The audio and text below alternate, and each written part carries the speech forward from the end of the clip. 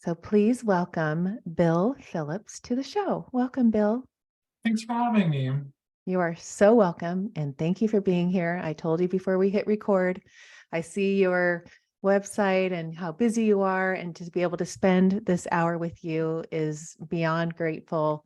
And to have done my research, I always say rabbit hole, but it's true because once I started reading your book last week in Cabo and listening to like your podcast that you've been on, your videos, I was like, he gets to come on to uncover your magic. I get to uncover his magic for my people.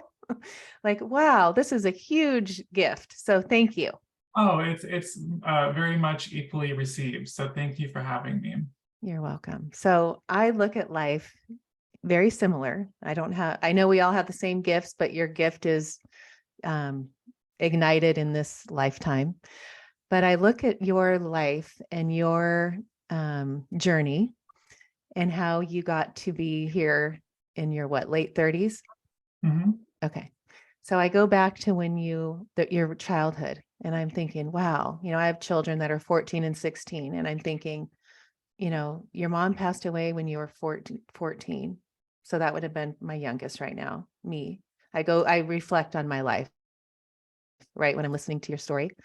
But then I look back and think, wow, your mom and was you, and if, as a soul group or soul contract, did something so amazing that if you can look at it from the higher perspective for you, like you could say, wow, mom, look what you did. You came into my life, did the drugs, kidnapped me to move to New York and all this stuff.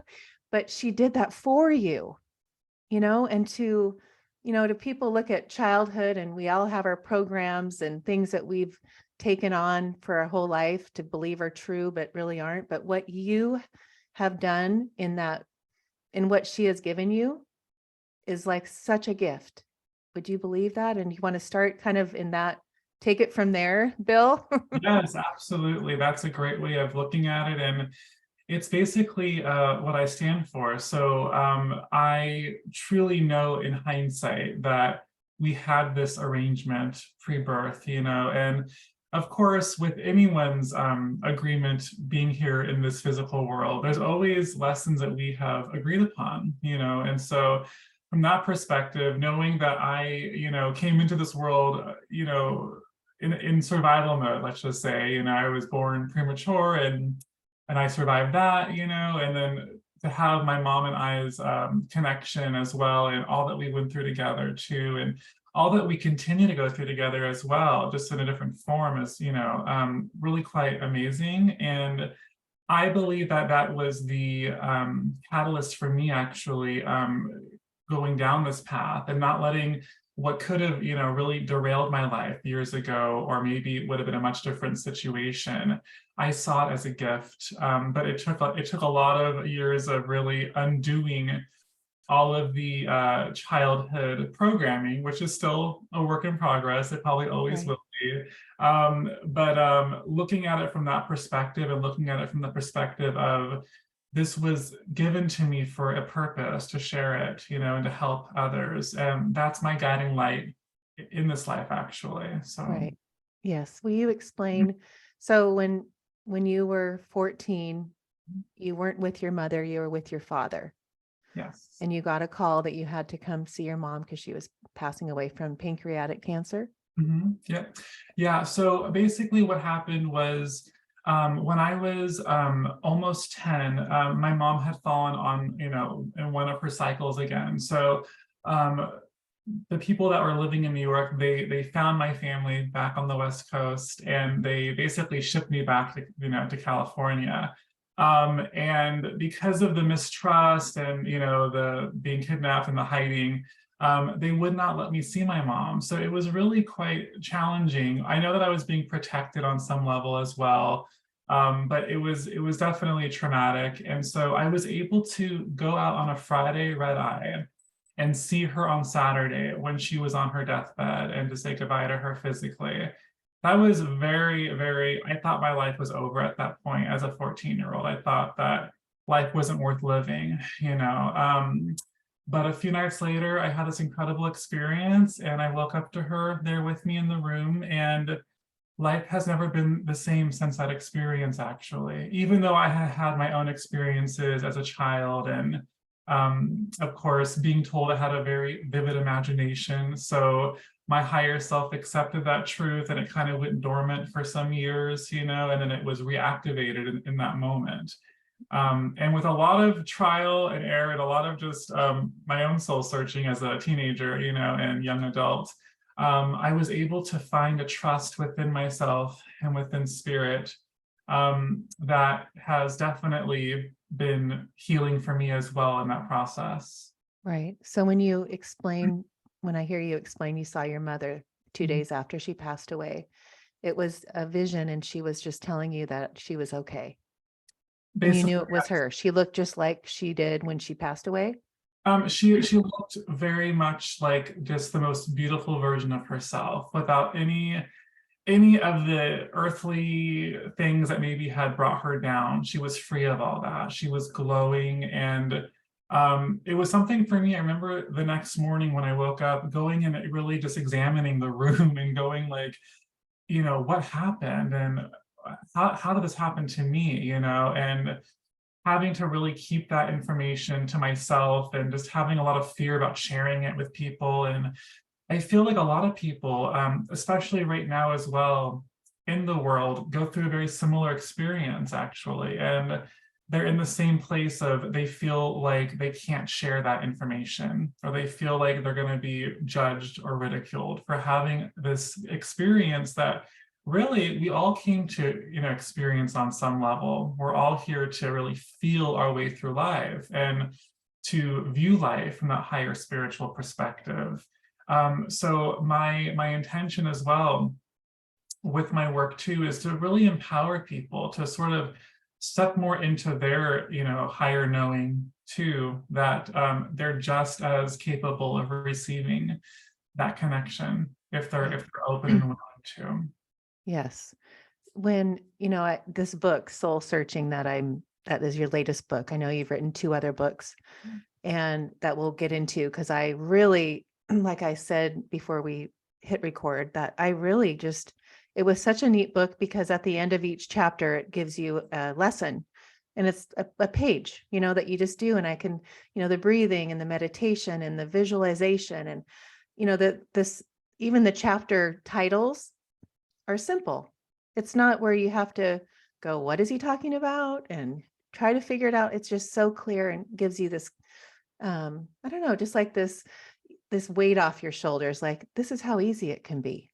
Life doesn't have to be this hard. Thank you for saying that, because that was my complete intention with this book as well. And I consider myself pretty simple minded. So I know that I can get lost in something if I don't know what's going on. And I really wanted just to really break it down to the very basics, to show people that it's already a part of who you are. It's already there. You're already visualizing, you're already having this experience. Why not go deeper with it? And of course, without being daunted by the experience, I also put the intention into this book that it be sort of subconscious, that when the reader reads, each chapter, that there's a higher knowing going on, or absorption going on as well, so that through reading the practices and going forward through the book, they are in essence going to the next level perhaps of their own understanding, and it all goes back to that programming or reprogramming that we all have come here to do on some level. Right. Explain that to me. So the way you look at life is, we're these souls. We have this higher self. A little part of our soul is in this body. We've chosen to come here to learn. This is school, basically, Earth school. Absolutely. There's no time in this other, but we're here to learn on a linear time frame. But tell me how, like, lives before. I know you believe in past lives and, soul groups and all that stuff. Can you give a kind of a little synopsis of how you Yes. view that? Absolutely. It's a great question too. So I believe that our soul groups are comprised of not only our blood family, but those souls that we've come here to learn and experience with from previous lifetimes. And those connections can go down and be as, as basic as, a colleague in school, or a professional colleague too. They're just souls that we've traveled with through lifetimes. And I find a lot of the time, the souls that are here to hurt us as well, they're the ones that really did sign up to join us on this journey, because part of that journey of being here is understanding that who we are and what we're made up of is this energy of love. There's Mhm. nothing more besides that. And so when we come in to learn how to remove the layers of our conditioning that kind of cover up that love and that sensitivity, a lot of growth can happen in that time and space. And that's where the evolution happens too.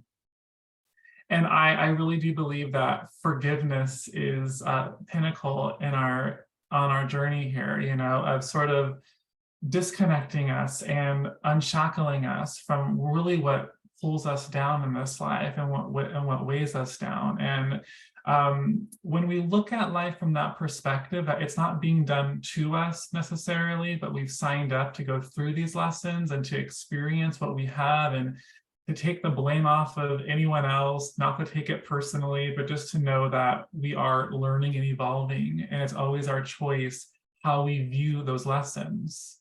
Right. When you talk about relationships and toxic thing, and forgiveness, Mhm. and, I was thinking about you and your relationships. When you now at this stage of your life, you're young. I mean, I'm 54, and it took me, you know, I didn't get married till I was your age. So I had done all the work.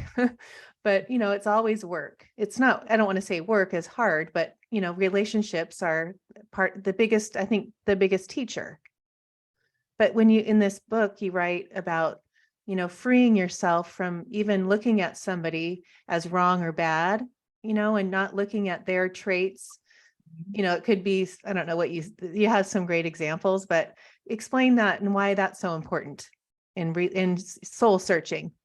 It really is, because I find that those quote unquote toxic relationships, and I don't even want to label it so Right. Me either. term, but we have to give it some kind of knowing, that they really are there as a teacher to us. And I find too, because I had mine years ago, where I realized that I hadn't quite healed from my childhood, and I was attracting people that needed a lot of healing themselves.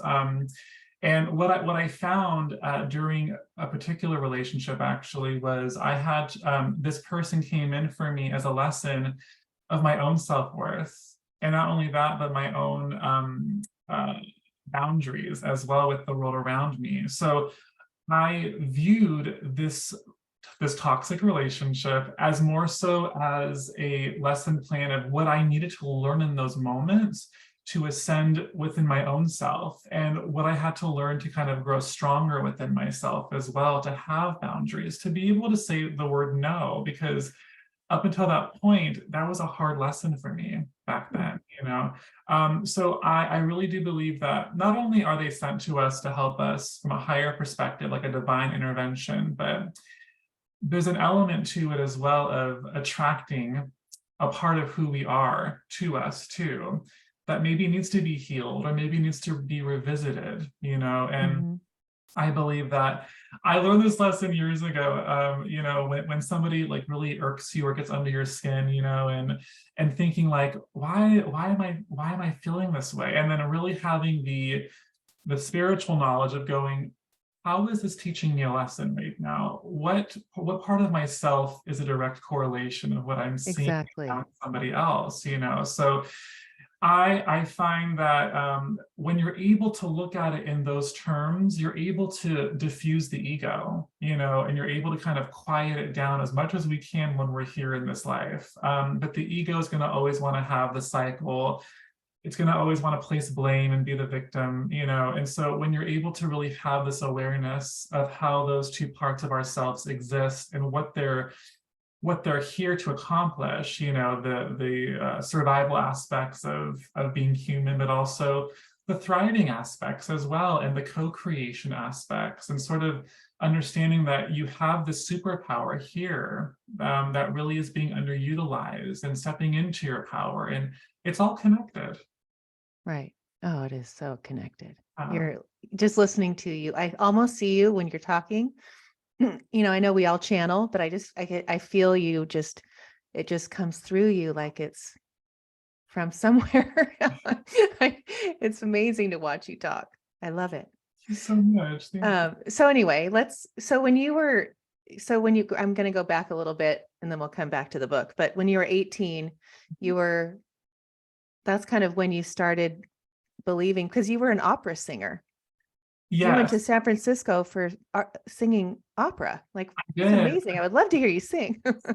Yes, I can definitely send you some stuff. When I was in high school, music became a very big foundation for me of just safety as well. But within that safety, I found that I had this amazing talent, and so I had people there pushing me to go in that direction, and it happened at the same time that I was discovering this other talent and gift as well. And it was very confusing for me because, especially back then, this was not as mainstream as it is today by any means. Right. So there's a lot of fear and doubt back then. And I remember when I was actually when I was 15, a few weeks after my mom's her transition to spirit, I was walking down this strip mall close to where I lived, and I remember the psychic coming out and telling me, you have this amazing ability. You're gonna, you'll know more about it in 3 years, and you're gonna, really help a lot of people. And I thought, I laughed it off as a teenager, of course. Right. But literally 3 years later, I found myself entering this metaphysical classroom randomly, and that evening, really understanding what was going on with myself. And so it all began really in that moment of validation. And of course, I still tried to run from it. It You scared me. do? Well, back then I did. Okay. Wait, Yeah. Oh, what? no, no, no, no. Back then, as an Okay. 19-year-old. So I got into the conservatory, and I went there, and what happened was that spirit followed me. I really could not escape it. And so I found that when I wasn't like thriving, let's just say, or if I felt stagnated, whenever I gave a reading to somebody, even back then as well, it really lifted me up, and I saw what was happening. So long story short, upon graduation, it was just very clear what my path was. It was also very scary too, to kind of come out of the closet for the second time in a very short time. So when I did that, the rest has been history. But it really was one of those things where once I kind of gave permission and opened the door, things moved pretty quickly for me. And that was my validation too from spirit, that I was on the Right. right path, and the word had spread. And so I'm just so grateful to be here today. Right. And so when the word is spreading, you're just starting to read people, like helping them. Also, basically, even back from when I was, 18, and I had done a reading for a friend of a friend, and then they had this wonderful experience. So they told their friends, and they told their friends, and so even before I left to go to the conservatory, I had people calling me like left and right, and I was still in a space where I wasn't willing to accept it fully at that point. There was still a lot of programming that had to be undone. And so I found myself going up, to San Francisco, and on the down low giving readings basically. And that also transferred into faculty as well, and then them talking about it with Oh, funny. other faculty, and then that word spreading as well to other people in the industry. But once I made the intention and went out there, um, I found that the word spread really rapidly. So I was being invited to go, do events, and then I was being, interviewed, and then things happened really, really effortlessly around me. And so it was a big testament that it was it was out of my control. It was something Right. else from beyond that was guiding me. And so I always tell people I did not seek out when I was a kid, when you have those school moments of what do you want to do when you grow up? I was not, Right. I want to be a medium and talk to dead people. That was not at all my intention. But that's sort of how I believe any calling really transpires, as it kind of really does call out to you. And it usually happens in moments of tragedy too, when you are at your bottom, or when you feel like you just don't know who you are in those moments, it reveals itself. you know, Right. Yeah. And, like you've written 3 books and, I look back and think, are you learning? Because I mean, just reading this one, I haven't read the other 2, but is it all like self-taught? How are you getting all this? Is it life experience, what you've learned from the other side, from Yeah. your readings and all that? A lot of it is self-taught, in the sense of learning through other people's readings as well, and learning the lessons and learning the connections, and um, being aware of like themes that are coming through in other people's sessions. So beyond validating who's around them, maybe certain themes about forgiveness, or maybe certain themes about finding things that are healthy for them, or kind of owning their own power on their journey, and their own co-creation. So a lot of it too for me is going within and finding what works for me. So this book in particular really came out of the effect of, for myself, knowing what was helping me in times of great Hmm. need. And so during 3 years ago, when the world shut down, basically, I found that there was a great need to kind of ascend beyond that fear cloud. I called it the fear cloud. And that we all had really the free will to tune into it or to not tune into that energy source. And so what began happening was sitting in meditations and doing my own, journalings, and just contemplating, thinking about what would be helpful, what was helpful for me, I felt would be helpful for other people as well. And so that's really what brought this book to fruition. And you started it in 2020? Yeah. Huh. Yeah. Yeah. What was I mean, you didn't slow down, I'm sure, your work because you do it over Zoom. Mhm. You're not just in person. Oh yeah, no. Actually, it was a great gift to me because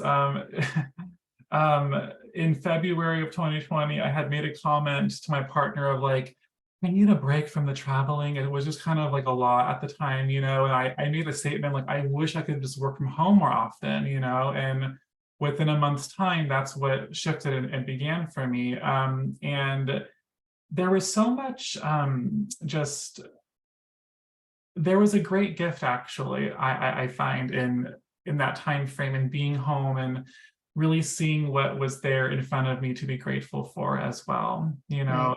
And within those moments too, there was so much loss as well during this time period. A lot of people were exiting via their own doing, and so there became an even greater need in those moments to help people, and within those moments as well, of just feeling everyone's grief and everyone's fear and sorrow, and I just it was overwhelming for me at Huh. the time. So I really wanted to help people, show them to the best of my ability how they could go within and ground themselves. And really, the great part about life is that we're living in this inner world every day. We're just not calling it that, we're living in our minds, and we're living in that space. And that's the space that we connect with energy. And that's the space that we connect with the other side. And that's the space that we connect with spirit. So it's really about just having an awareness of that Right. energy source, and not letting it be some like magical thinking, but really understanding that it's real. Yes, for sure. When you were working with these people that had passed, or working with the people that had had people that passed during this last 3 years, Um, were they people saying, I chose to leave this earth at this time? This was my plan. I mean, I feel like that is, Absolutely. suicide is that way. They plan it's all part of their soul plan. A lot of it was statements about how this world became too heavy for them, Oh, and it was too much, you know. So, and a lot of the feedback I got as well from spirit, especially these souls, was that they had found a great freedom and a great gift in their transition. And as much as that is hard for the living to hear, you know, in the physical world to hear, it's not about us, it's about everyone's own journey, you know. And right. so even before this time period, even years ago too, I find that my mom has a big part of this, by the way. It's part of her agreement too, but I find that she definitely nudges people to me that she knows I will have a reference for or a connection for as well, that I'll have compassion for. So Hmm. I find myself connecting with people that have lost loved ones through addiction or through overdose or suicide, because they know that there's no judgment coming from me as Hmm. a vessel of that information. Yeah, I love that. And that's really been super important for me on my journey, is having, Yeah. holding space for them as well. Do you connect with your mom a lot? Is that like a daily communication? It definitely is, and a lot Oh, of I love that. it's not like I'm seeing her physically every day. That's not how it works for me. But it's about just owning this dialogue, this back and forth, and feeling the energy source. And again, it goes back to having that awareness of energy in the first place. Right. But this actually was more so in my second book. But my mom has been very good about leaving me these signs over the years, you know, just in the most incredible ways. And not a day goes by that I don't receive one of those signs from her, you know. And so helping people that way too, to show them how to keep an open vessel and an open mind to how spirit wants to work in the background, how they are the ones orchestrating us to bump into people, you know. And hey, that, you know how you got rear-ended that one time a few weeks ago? Hey, that was your mom helping you out. You just, you know, you don't know that yet, but you will soon, you know. Everything is being orchestrated on that level that's beyond our physical way of thinking about things. You know? Right. And so when we are able to own that dialogue with spirit, give them permission, and continue that dialogue that's back and forth, it really begins a life of its own, you know. And I find that a lot of people really find out, like, there's more to this life. I'm seeing Right. it now firsthand. I'm seeing the signs, the symbols, I'm putting it together. There's no way that this could have happened to me, you know, previously with my other way of thinking. Right. Yes, it is an awareness. My dad passed away when my daughter was 2 days old. It was like a life in and a life out. And it's been 17 years. It'll be 17 years in May. And I connect with him after listening to you and your signs. And gosh, we have the songs come, the same song. It happened this last weekend with my mom and my sister. When we were talking about him, we were just sitting there talking and the song comes on and we're just like shocked, you know, like there he is. You know, I have the owls and the, you know, and then I was listening to you today and you're talking, you know, just having that awareness and being in, I mean, I love my walks in the morning with my dogs, you know, and I am so present, and it's being present in the moment, like you talk about. And, you know, the hummingbird came as soon as you were talking about something. And I said, see, there it is again. And it, you know, it's like the life is, that's how, when there, it's a communication, they're not gone. And I'm probably closer to my dad now than I was when he was in physical form in a human body. You know, it's just such a fun relationship. That's usually the case, because it takes out the human ego side of things, you know. But also, just to kind of add to that message for you, is a lot of times within my work and within my readings, what I find is that when a grandparent leaves within a short time of a grandchild's birth, let's just say, it's all designed that way. It's designed in a way for them to leave the physical to be a guide to that grandchild, to that next of kin within the family line. And that's how soul groups work as well. You know, they come, they leave when they're supposed to, and they're there to guide the living. So I find a lot of times that our loved ones that are, in spirit, they are our guides, mixed up with other people that we never knew in this life as well. But a lot of times, though, there is a direct correlation to that connection and to how Right. everything has happened the way that it did.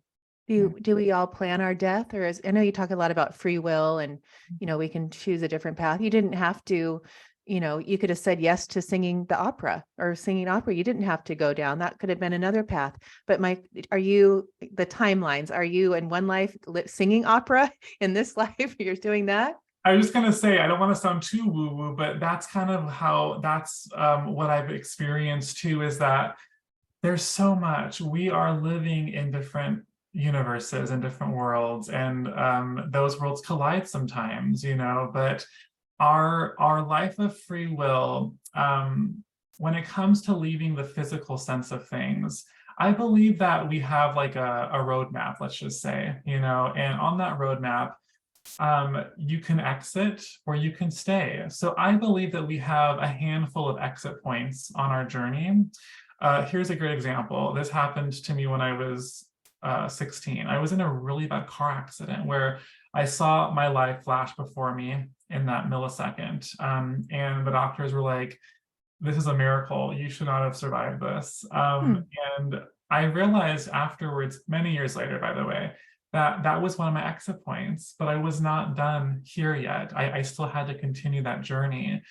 And I find that there's so much resilience in that too. This could also be with someone that maybe, let's say they felt a nudge to go see the doctor. And then when they were sitting in the office, they found a tumor in her breast. And this led to the beginning of stage 1 breast cancer, but she survived it because she listened to that inner knowing, and then that was one of her potential exit points, but she kept going. So it really just depends. It's not a one size fits all for anyone. It's all dependent upon their intention and what they want in this life that transcends to the next life.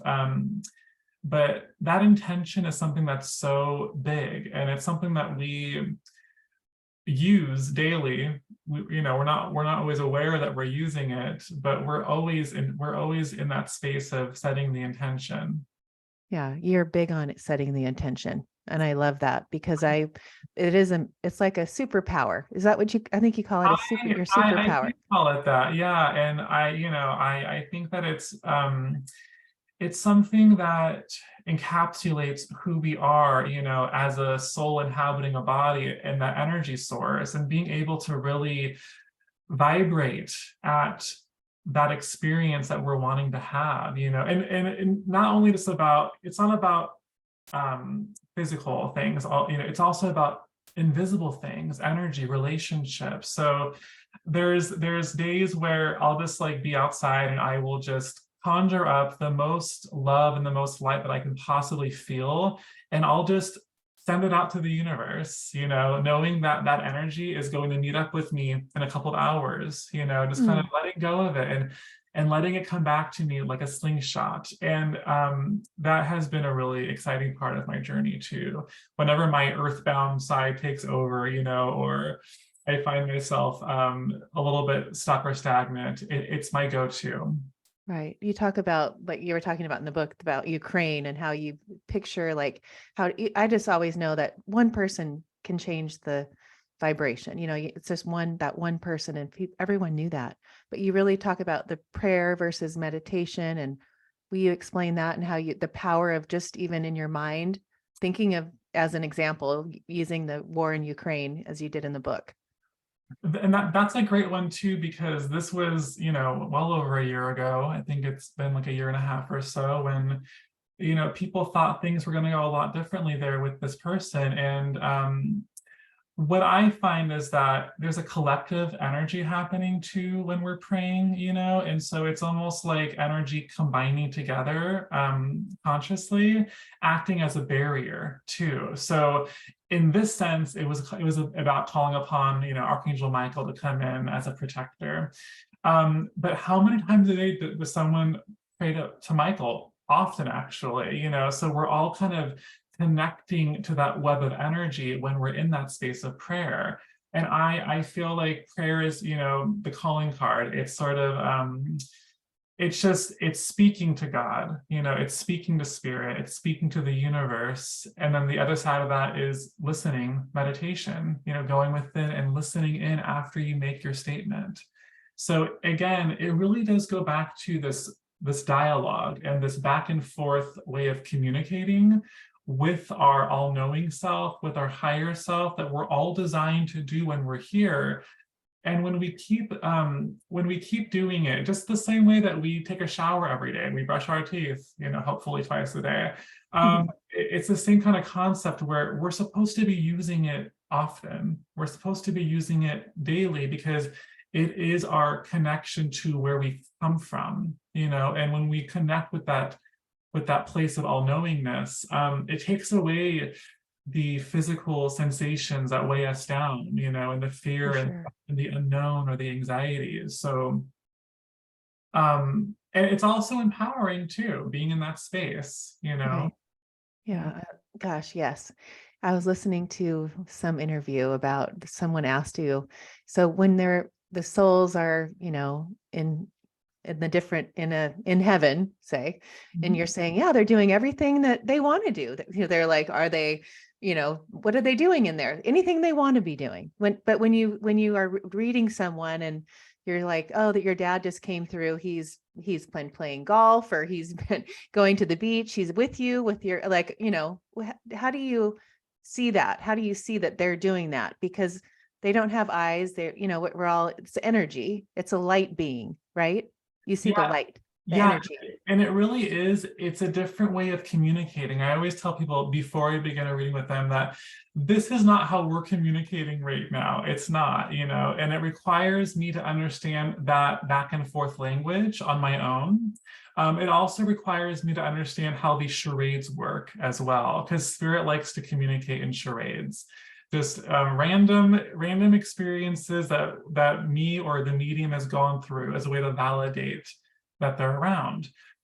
So a lot of times, just depending on the experience, let's say it was someone that passed right after retirement, and again, they love to go fishing, they'll probably show me the boat as a reference point for that, and they'll build a dialogue with that too. It's just, for me as the vessel, what I find is I have to just get out of the way with it and let the information flow through once I know who I'm connecting with. And it's very, very simple. How you were saying, going back to the chapters in the book too, it's very simplistic that way. That's how spirit communicates. And it's reminding me, I was reading for this woman not long ago, and her mother came through very clearly. It was a beautiful reading. And then at one point, her mom just showed me the color blue. And so again, very, very minimal. So I was, telling her, your mom keeps showing me blue. Does that mean anything to you? And she's like, well, she liked blue. And I'm like, I don't think that's what it is. So at the end of her session, I had said, do you have any questions? And she's like, yeah, my childhood dog passed after my mom transitioned. I wanted to know if he was okay. And I said, okay, sure. What was his name? And she goes, Blue. Blue. And then it hit her, over the head type of thing. That's how it works. And it reminds me too, years ago, well over 10 years ago, I was reading for somebody and her dad came through, and I had a moment of struggle with this one because at this time it was all about trust, and he kept showing me a pig. And I didn't want to say this silly statement of a pig. It just didn't feel, it just seemed like, my rational mind was trying to take over in that moment. And she goes, she saw me struggling and she goes, just say it. What is it? And I'm like, he keeps showing me a pig, and she just like fell out of her chair. And it was a moment of great validation because she explained that the pig was the name of like this family store that had been passed down through the generations, and how it was just sold. It had a lot of meaning to it, but my role as the medium is not to really rationalize any of it, just to kind of be the voice box and not to analyze it, not to edit it, just to get it out of my mouth as quickly as it comes to me. Right. And yeah, and you were saying in one to one person that, if you don't get what I'm saying right now, like if I said the pig and you're like, I don't know what that is, it'll come. You just keep like, you'll get why I'm saying that. There will be something that you're that confident in that. I am, only because when I first began this journey, that's what it looked like for me, where I was connecting with somebody.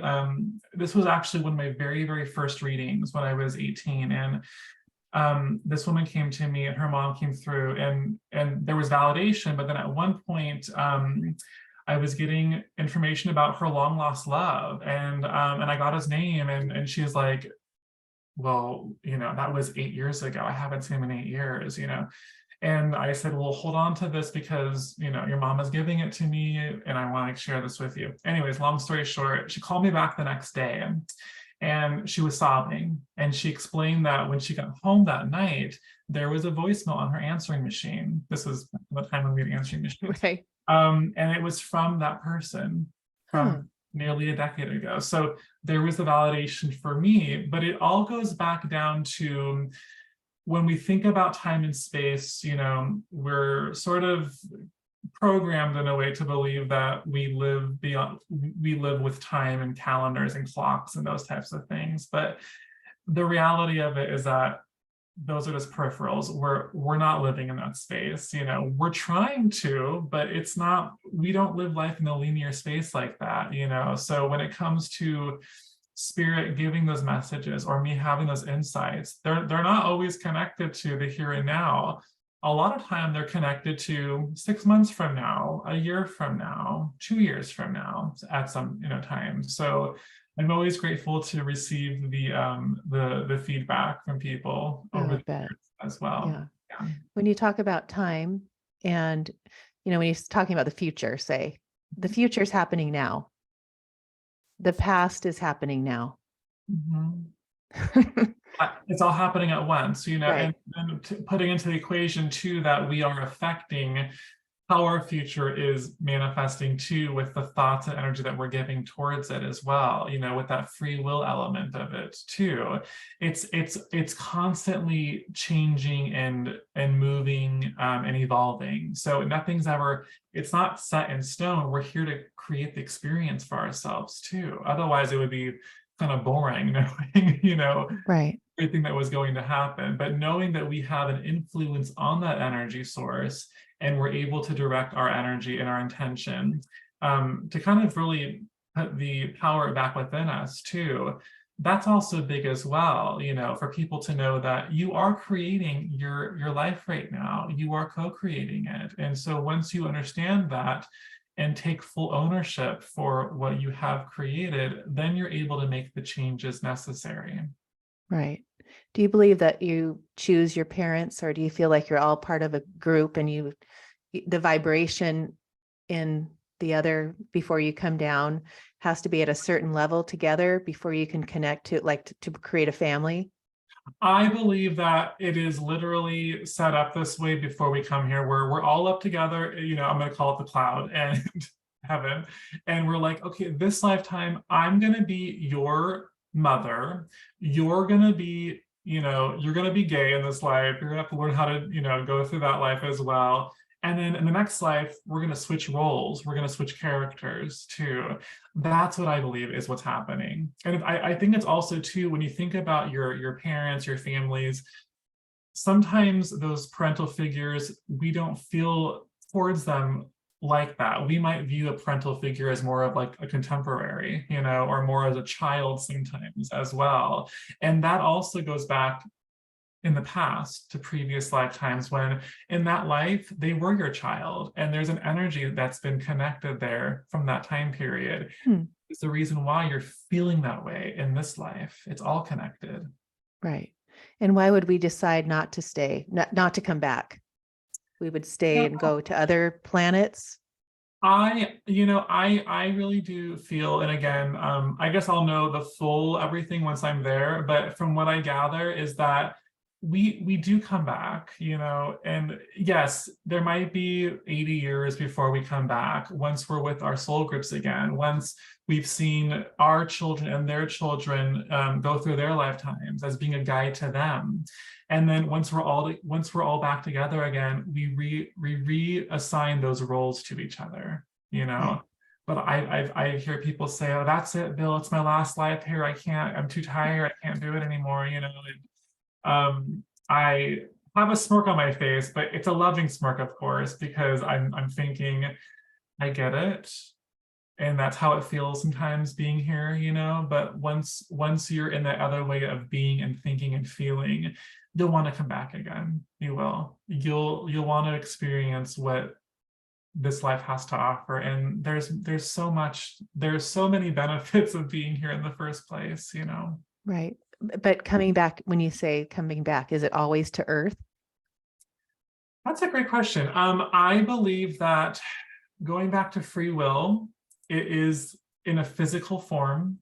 Whether that be on this Earth or another Earth is another conversation as well, because there's so much happening around us that I really do feel in time is going to be very apparent, actually, too. So What do you mean by that? well, I just feel like just the knowing that we're not alone in the universe as well, in this little blue dot in the middle of nowhere, there's so much more happening. And I really do believe that there's going to be more evidence of that coming too. Like where we're going, like what they say we're moving into this new Earth or Well, that 5D. yeah, but just having more of a collective experience too, with that experience of if you want to call them ETs or whatever you want to call them as a version of ourselves in the future or whatever, but that they are out there and that they're also part of the journey with us as well. Right. And you do believe in dark energy and demons. I do, in the sense, I call them dark digits. I actually learned that from somebody many, many years ago. It was somebody that was part of her journey was she would go into like the dream state and she would battle these sort of dark digits for people, and we all have them. It's sort of like the yin to the yang, and sometimes when we're feeling pulled down, there might be an influence around us as well, which is why I always talk about how important it is to have our spiritual hygiene too, and to really elevate ourselves, to cleanse our energy, to elevate our vibration. So we're not in a space where we're attracting like to us. The same way that when someone has a low immune system, they're going to catch a cold, they're going to catch a virus. Right. It's the same kind of concept, but I believe that the earth plane is the hell that we've come here to experience. And I believe that we have a lot going for us to make it our own version of heaven on earth if we choose. Right. Like, do you feel going on around us? right? But it's what you focus on. I mean, I do that. I live in heaven. I mean, I feel like my life is, I don't watch the news. It's what you focus on, right? I mean, you talk about that too. 100%. That's exactly what it is. So whatever you focus on perpetuates and grows and eventually comes to fruition, So when you're able to redirect your energy and just your thoughts as well to a different way, what do you have to lose? Right. Not much.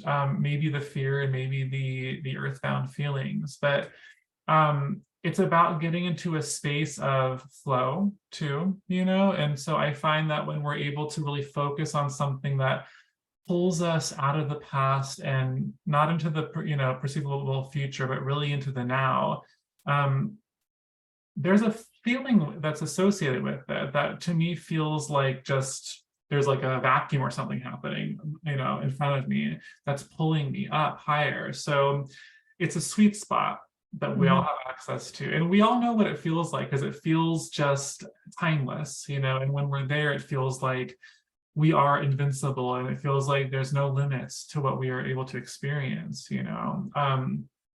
but it really does go down to our own power being behind those experiences. Our own power. What do you mean? Our own power. our power to choose. It's our Mhm. power to choose. So the same way that you have the ability to choose what outfit you're going to wear today, you also have the ability to choose in the morning to what thoughts you're wanting to focus on, what intention you're wanting to focus on.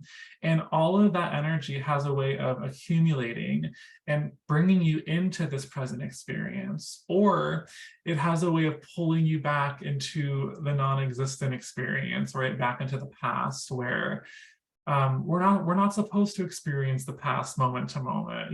We're supposed to look back at it as a way of going, okay, yes, I learned my lessons, or that was a beautiful moment in time. I'm so grateful for it, to recreate the energy around us right now. So talking about that, what I mean by that actually is, because we're able to create the experience around us, all down to what I would call our orbit, or our own atmosphere around each and every one of us. How we get to that place is through feeling, thinking, and vibrating, right? So Right. when you're able to think back to a time in your life that was so just beautiful and positive and secure and supportive, and you're able to bring that energy to this present moment, then you have that vibration now in your orbit. And then, Yes. and that is a feeling of flow, and you're going to be experiencing more of that feeling because you're choosing to vibrate with it right now. Right.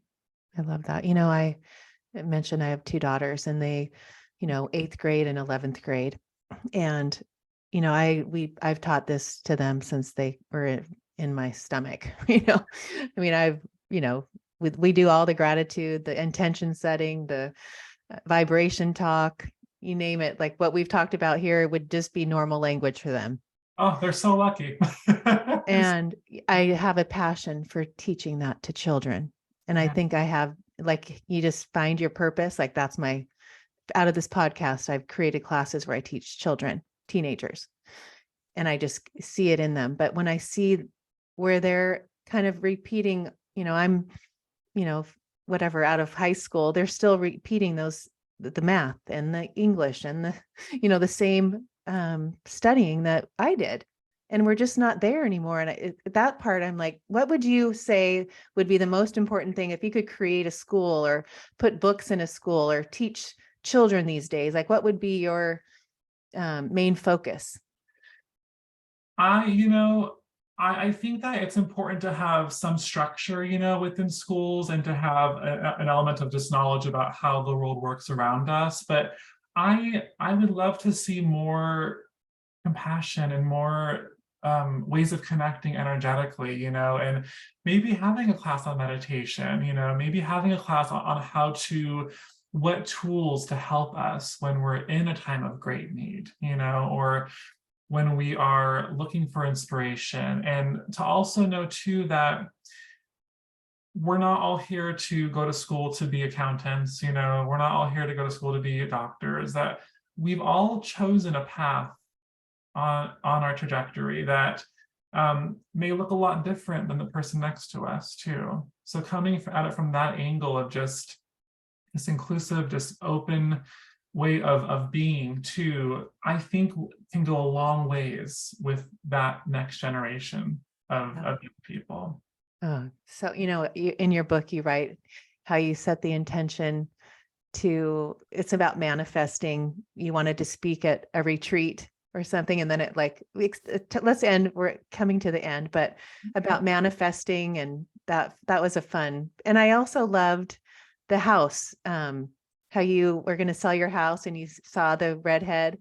But I had a similar story, and Yes. I'm not going to interrupt you, but it was like when I was listening to that story, I had an intention to buy this house. And he said, sorry, it's already sold. I said, no, that was my house. What are you talking about? He thought I was Looney Tune. And the next day he calls me and said it fell out of escrow. I'm like, okay, I know it's my house. I didn't have a dollar. I didn't have any money. I had credit cards. It was when you could buy a house with no money down. So I was like, it's my house. So long story short, it was my house. I figured it all, but I surrendered to how it was going to happen. I trusted and I knew it. It was like, it was like this knowing. And I think when you talk about that, so explain let's end on fun manifestation. If there's Yeah. anything else you want to talk about from your beautiful book that I love, let's go there too. Thank you. I love how you put that because it's so true. When we have the knowing, or we have the call from inside of us, and we can't quite make sense of it yet rationally, but we know it's supposed to be. The surrender aspect is so important with that, because by surrendering, you're getting out of the way of muddying things up, with your energy, of how that could block you from actually receiving that manifestation. So let's see here. Going back to my own experience too with the house, it's a great story actually. I loved it. Um, it was something that I just felt. We had just, bought our first home together. We were just there for a little over a year, and I kept getting the nudge that it was time to move. And my partner was like, "Really? Already?" And I was like, "Yes, it's this time to go." So we called our realtor, and I told him what I was getting and who I felt was going to be, buying our home, down to her hair color. Right. And he was a believer in me, because he had, yeah, he knew about me already. So and long behold, a few weeks later, he's like, "I think we have your person," and it all checked out. And then when we found our new home together, just walking in, I'm sure you had this experience too, but just when you walked in, there was a chill, like your body responded to it. And it was a knowing that this is the house. And I remember going through, this was at a time when it was very difficult with all the bidding wars going on. Right. There's a lot of people that were trying to get the property. So I went and asked Spirit, I'm like, "Please just show me what I need, to secure this." And they did. And long story short, it was the exact dollar amount that was needed to secure the house. If it had even been $1 less, they would Right. have been back to the table again. So that's how it works. But I think it's a process of this duality, when we're living between the physical and spiritual parts of ourselves, that we have to be patient as well. We can't just act upon it in that moment. We have to kind of go back within, take some time, breathe it through, get out of our rational mind, be still, be present, almost like forgetting about it for a moment in time as well, to let the other web around us, the universal energy around us, the spiritual energy around us, to come and support that vision, and to come and support that intention. And it always does, and it always shows up exactly how it's supposed to be for our own personal journey. Right. In divine timing. I'm It's, always right. yes. I Yes. always, in my life, I look back at the moments where I've surrendered and I've let go and I trust and I know that if I think it's should be happening right now and I start getting frustrated and I catch myself and I think, why? It's all perfect. My tagline is it's all perfect because it is. And I really believe that. And that's how I parent. If someone comes and mom, they're on the crew team and she came home crying and I said, "Honey, it's going to be so fun to see why that happened." And then we just turn it around and it's like, "This is for you. Like, this is going to be amazing." And then they like, "Oh, okay." Then she figures out a way to make it positive. But yeah, I love that. I love, And that's a great way of looking at it too. Whenever you feel bogged down, or you're going against the flow or grain of something, or you're feeling, this worrisome thought come up, you're not in the flow in that moment, that you are locked in the rational ego part of yourself. So just right. recognizing that, I think, is half the battle, but also is half the gift as well, because when you have the awareness of going, "Oh, I'm not in that space anymore. Okay, I have to get back into the space right now." And then once you're back in that space, there's no more pressure on it. There's no more fear about it. There's just a knowing that you are exactly where you're supposed to be right Right. now. Everything Exactly. is perfect, as you It said so is. beautifully. Yeah. I love it. And I Yeah. love you and I think you're amazing and I've had so much fun. Oh my God, it has been such a joy. And it's always so lovely having someone like yourself who understands this world too, and who gets energy. And it's just yeah, it's been great. Thank you. And we can find you, give us your little Oh, where we can find Bill Phillips and the way you spell your name. Because if you spell it the regular way, you go to the guy that did all the workouts. exactly. You know exactly about that. Yes. So just my name, billphillips.com. It's 1L, 2Ps, and you'll see everything that you need there from where I'll be traveling, where I'll be, teaching down to what I call daily inspiration as well that I do on social media every day for my community to help elevate them and help give them some spiritual insights for the day. You have books that you have in the future? I feel like they're there. They're in the cloud, they haven't come into form yet, but I feel like they're there for sure. Yeah. And that's kind of what, like, where do you see yourself? Do you want to do bigger events?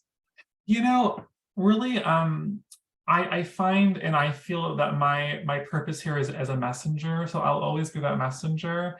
But there's also something really special about empowering people to find that connection themselves, where they're not putting everything on the line for the answers outside of themselves, where they're going within for that information. So I definitely see myself doing a lot more retreats and teachings and just paying it forward that way as well to keep that evolution going. Yeah. When you teach, like teaching channeling, Yeah, teaching channeling, and then also I haven't got there yet, but I know it's going in that direction. Just these simple, basic techniques as well and visualizations from this book too that I think are really going to help people design their life in a different way and see their life in a different light. yes. Well. It just was popping, you're psychic too. That's not a lot of people I've interviewed either are channels or they're psychic. It's interesting. I like to call myself a channel actually. Right. So yes, I am a psychic and a medium, but taking away the labels of things I think is important sometimes because it creates an energy, towards it. I consider myself just a channel, basically a channel for spirit, and just using the word channel in that space, I feel pulls you into it as well. It kind of activates it, Right. Yes, to receive information from spirit, you have to be psychic, but we're all psychic, and we all have that connection to a degree, and I really think it just goes down to how courageous someone could be actually just going into that space and not letting the influence of the outside world affect them on their own spiritual journey. Right. It's all practice. It's absolutely. Yeah, I believe that. And I've watched it in my own life, watching classes that I've taken where people are like A+ students are like, it's like discovering channeling and, there all these abilities that we all have it, but it is practice. Yes. And I all about your book because the practices that you put in it are part of the process of getting to that place. If, people want to open up their gifts like you have, you put it in a simple way and I think it's just amazing. And, the world is going in that direction, but with people like you that have stepped up and written these books to help people like get, a little push along their way is beautiful. Thank you. I love how you put that as well. I just want to add on to that for 1 second, because that was also a subconscious intention with this particular book as well, as that just by simply reading it, that the reader would be pulled into their own place of knowing, and that's where that self-discovery can take place. So yeah, thank you. Yeah, you're very welcome. And thank you so much. Right. And until we meet again. Yes.